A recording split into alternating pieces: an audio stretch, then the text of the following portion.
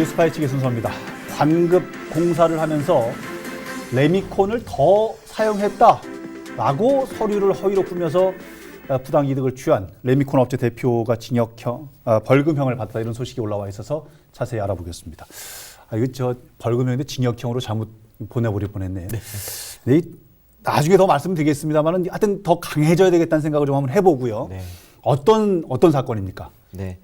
그 문제가 되고 있는 그 레미콘 업체 사장님이요. 예. 사장께서 지난해 그 서원구의 한 면사무소에서 발주한 그 하수관로 개량 공사에 예. 레미콘을 이제 투입을 했는데요.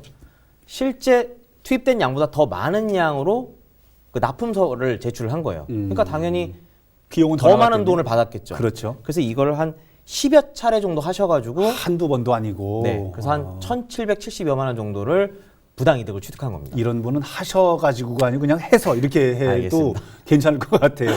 아니, 그런데 얘기를 들어보니까 고발을 직원들이 했다고 그래요. 네. 대개 보면 직원들이 쉬쉬하고 감추는 경우가 많은데 그렇죠. 어떻게 직원들이 고발을 했죠? 그 정확하게는 레미콘 차량 기사 5분이셨는데요. 예. 이분들이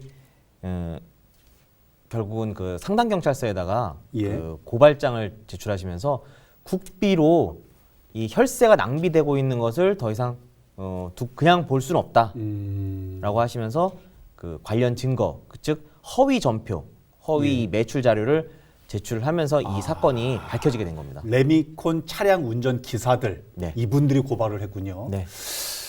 당신들에게는 해당 업체 사장, 대표이고, 대표가 잘못되거나 회사가 잘못되면 본인들에게도 영향이 있을 것 같은데, 그렇죠. 이분들이, 이 기사분들께서 고발을 하게 된 결정적 계기가 있었나요?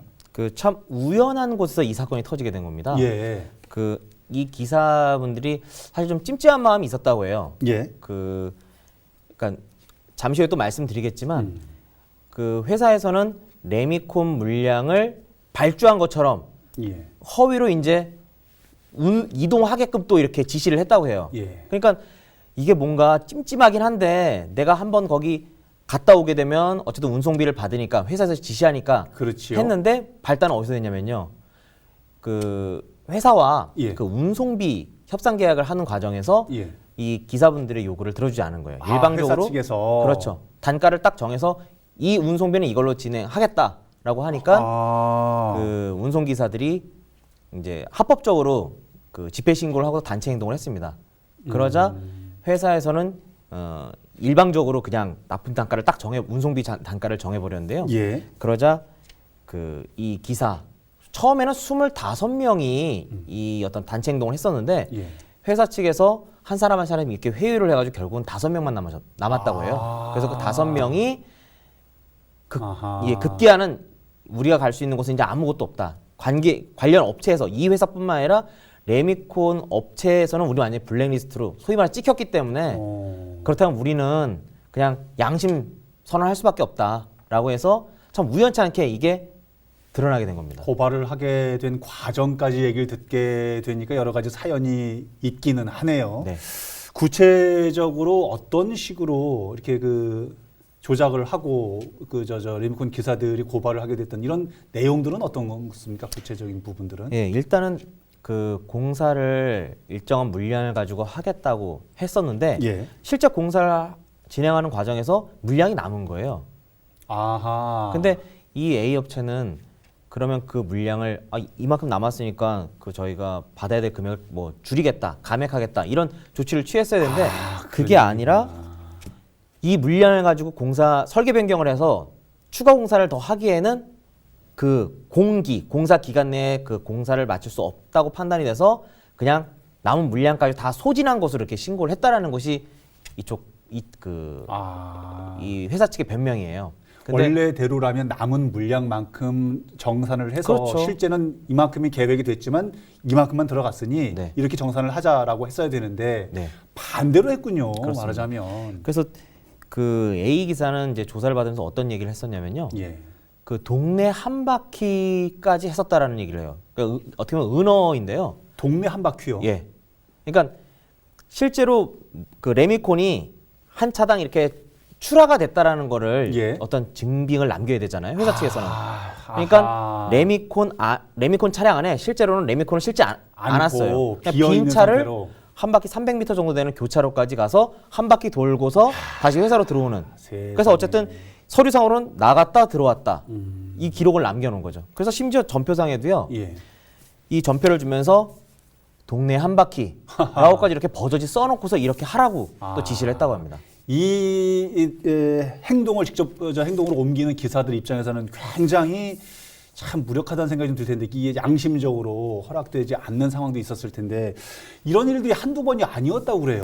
네, 지금 그 28일 날 이제 예. 유죄 판결이 나오면서 예. 구체적인 범행 시기가 보도가 됐는데요. 예. 2017년 12월부터 2018년 6월까지 약 7개월 사이에 예. 10여 차례, 10차례 정도 같은 수법으로 해서 1,770여만 원 정도를 부당이득을 취득한 겁니다. 1,770여만 원 부당 이득이 네. 1,770여만 원. 그러니까 빈 레미콘 차를 돌게 하고 실제로 하지도 않았던 것들을 했다고 이렇게 거짓말을 해가지고 편취한 금액이 1,770만 원. 적은 금액이 아니고요. 그렇죠. 개월수도 많지 않은데. 더군다나 이게 개인 간의 어떤 공사가 아니라 관급 공사라는 거예요. 그러니까요. 그러니까 그 돈은 결국 국민의 세금이고 혈세라는 거죠. 그렇죠. 네. 그렇죠. 그 대표 조사 과정에서 어떤 진술을 했는지도 궁금합니다. 어떤 내용들이 있었습니까? 주로 이런 진술을 했다고 합니다. 공사의 콘크리트가 예상보다 적게 들어가서 남은 콘크리트를 처리할 방법이 없어서 아까 말씀드린 것처럼 예. 그 공사에 대한 어떤 그 변경을 해야 되는데 그러려면은 정해진 공기 안에 이걸 다 공사를 마칠 수가 없어서 예. 부득이하게 그렇게 할 수밖에 없었다라고 아, 얘기하고 있습니다. 이게 지금 말씀을 들어보니까 첫 단추부터 뭐가 잘못 꿰진 것 같아요. 뒤에 좀 더 여쭤보겠습니다만은 계산이 잘못됐다는 거잖아요. 처음서부터 계획이. 네. 그러면 공무원 부분도 조금 좀 걸리긴 하는데 어쨌든 지금 관급 공사로 했던 수해복구 현장에서 이런 일들을 벌였다는 것은 수해복구 현장에서 지금 범행을 저질렀다는 얘기거든요. 네, 그런 측면도 있어 보입니다. 특히 그 2017년 12월 예. 그러면 그 2017년에 그 우리 그 청주시 지역이 그 폭우가 와가지고 국지성 폭우가 많이 와가지고 그때 7월에요. 예. 그 재난 지역으로 선포가 됐었잖아요. 그렇지요. 그런데 그 재난 지역 선포된 이후에 막대한 이제 혈세가 투입돼가지고 복구 공사를 했단 말이에요. 예. 그런데 그 복구 공사 중에 일부를 이 업체에서 받은 겁니다. 그 받게 된 과정도요. 수해 지역 인근에서 가장 가까운 업체가 바로 이 레미콘 업체였다라는 거예요. 하하. 그래서 그래요. 어떻게 보면 운 좋게 예. 그 공사를 따내긴 했는데 그거를 상당량의 어떤 공사를 받았음에도 불구하고 그 과정에서 오히려 부당이득을 사기를 쳐서 부당이득을 취하려고 했다는 점은 죄질이 매우 안 좋다고 보여집니다. 예. 지금 업체 대표를 얘기하고 있는데 업체 대표가 직접 뭐 레미콘을 옮기거나 뭐 서류를 작성하거나 하기는 어려울 것 같아서요. 분명히 범행 공모자도 있을 것으로 생각이 되는데 네. 어떻습니까? 그 재판부에서 판시한 내용을 보게 되면요. 예. 그 증거 등을 종합해 볼 때 이 A 업체 대표는 그 업체의 직원 그다음에 현장 책임자 등과 공모해서 이와 같은 위법 행위가 이루어지고 있다는 것을 인지하고 있었음에도 불구하고 묵인하고서 그냥 가담했다. 아하. 거기에 잘못이 있다. 이렇게 판시를 했습니다. 하지만 그 이 업체 대표는 나는 그렇게 가담한 건 아니었고 이건 온전히 실무 담당자들이 그냥 자기들이 알아서 그냥 했던 것이다. 라고 얘기를 했는데 아하. 어쩌면 이렇게 범행을 부인했던 것이 예. 그 재판부 입장에서는 오히려 잘못을 뉘우치지 않는다라는 인상을 오히려 심어주는 결과가 될 수도 있었던 것 그렇군요. 같습니다. 앞서서 잠깐 좀 여쭤봤었는데요.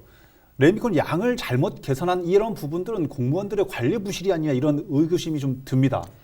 그 어떻게 공무원들은 일단은 정확하게 일단 전표만 가지고서 매출 자료만 가지고서 몇 개 들어왔다.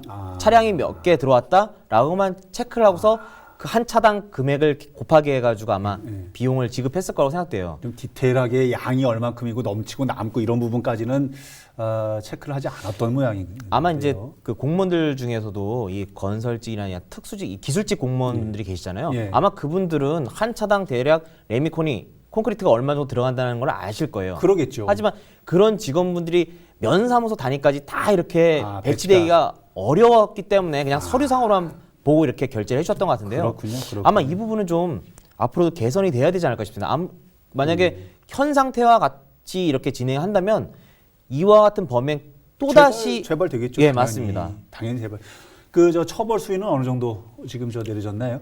재판부에서는 지금 벌금 500만 원을 선고했습니다. 아까 1,770만 원을 부당 편취했는데 맞습니다. 벌금 이게 500만 원이라고요? 죄명이 사기거든요. 예. 사기는 법정형이요. 10년 이하의 징역 또는 2천만 원 이하의 벌금입니다. 아. 근데 벌금형을 선택을 했는데 지금 아나운서님께서 말씀하신 것처럼 자기가 편취한 금액이 1,700만 원이에요. 예. 그런데 500만 원께 벌금을 안 받았다. 이건 어떻게 보면 남는 장사잖아요. 그러니까요. 근데 제 생각입니다만 아무래도 그 자기가 편취한 금액을 합의를 하지 않았을까 싶어요. 합의를 해서 그 부분에 대해서 어느 정도 변제가 됐기 때문에 예. 그와 별개로 500만 원을 선고했지 않았을까. 그렇군요. 어느 일정 부분 선처는 받은 것 같습니다. 알겠습니다. 말씀 좀 들어보니까 수해복구 현장에서 저지른 범행이 수해복구 현장은 주민들의 아픔이 함께한 곳이거든요. 있을 수 없는 일이고 처벌도 좀 더 강화되어야 되겠다라는 생각도 함께 해봤습니다. 오늘 함께 도움 말씀 나눠주신 박재성 변호사였습니다. 말씀 감사합니다. 감사합니다.